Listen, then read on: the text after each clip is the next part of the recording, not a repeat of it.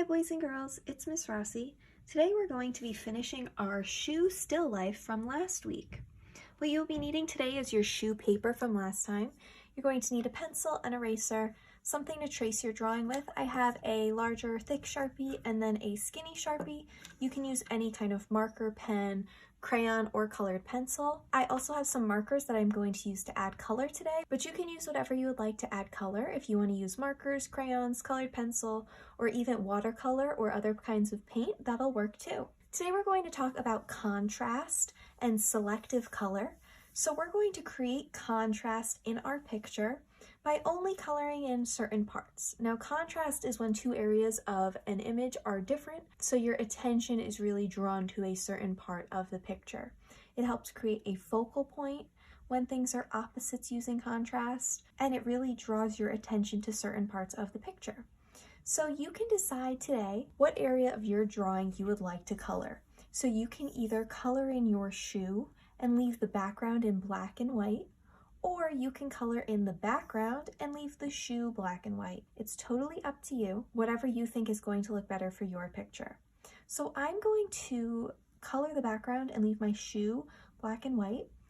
So I'm going to start by just tracing my shoe with my black markers. Now, whichever choice you're picking, you're going to want to trace your shoe anyway, just to help it stand out. So I'm going to use my thicker Sharpie and trace the outline of my shoe. And then I'm going to use a skinnier Sharpie to go in and do all of the little details. So I'm just going right on top of all of my pencil lines, nice and carefully. Since I spent so long drawing my shoe, I don't want to rush this.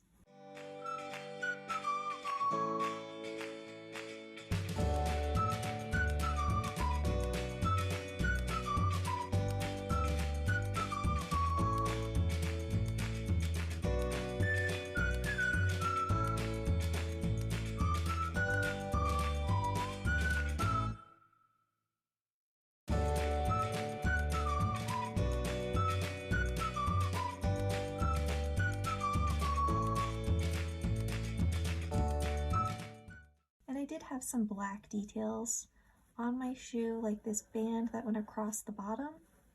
So I am going to color that in, but I'm not going to add any of my actual colors to my picture besides black.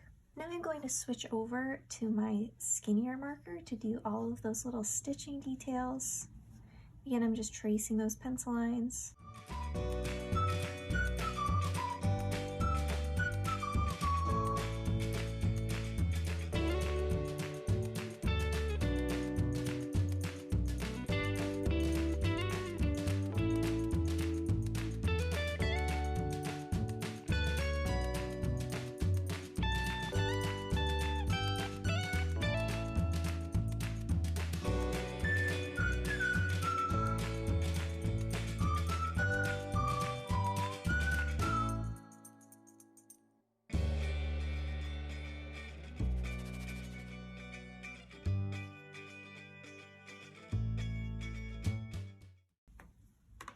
Now that I finished tracing my shoe in my Sharpie, I'm going to take my eraser and erase all of those pencil lines that I can still see. And now just with our black marker, we already created an image that is showing some harsh contrast. That black marker against the white background is making our shoe design pop off of the paper. It's making it a lot more noticeable because the black and the white are so different.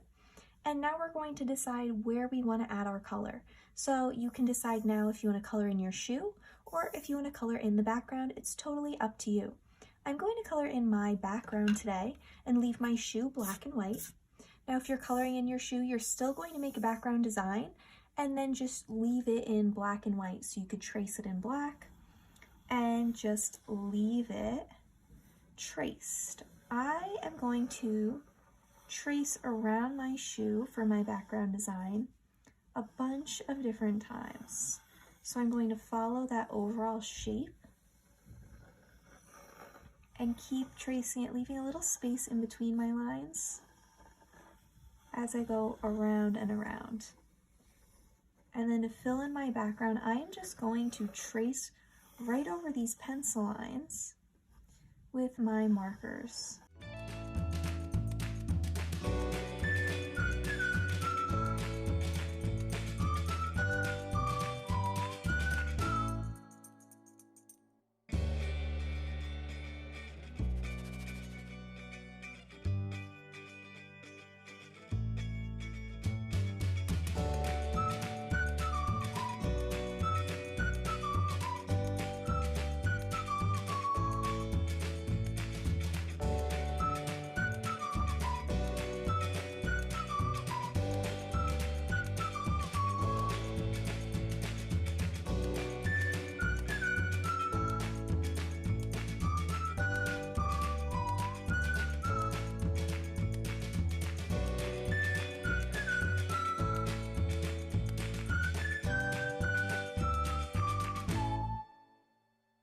And that is my background design in pencil all finished. I am just going to trace over these lines with my different colored markers to start my colored background. And once I am done tracing, I will decide if I'm also going to color in between the stripes or if it is going to look good just the way that it is. I'm going to do mine in rainbow order. Again, you can do any kind of background design you would like.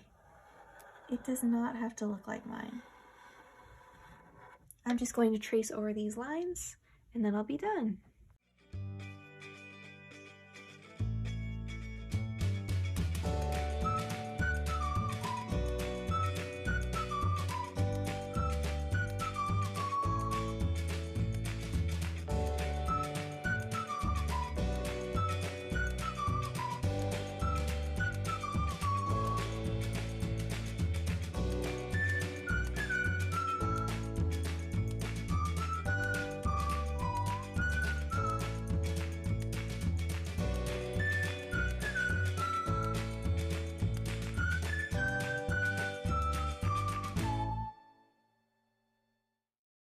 Now that I finished tracing my background with all of my different colors, you can really start to see the contrast of all of the colored background compared to that black and white shoe.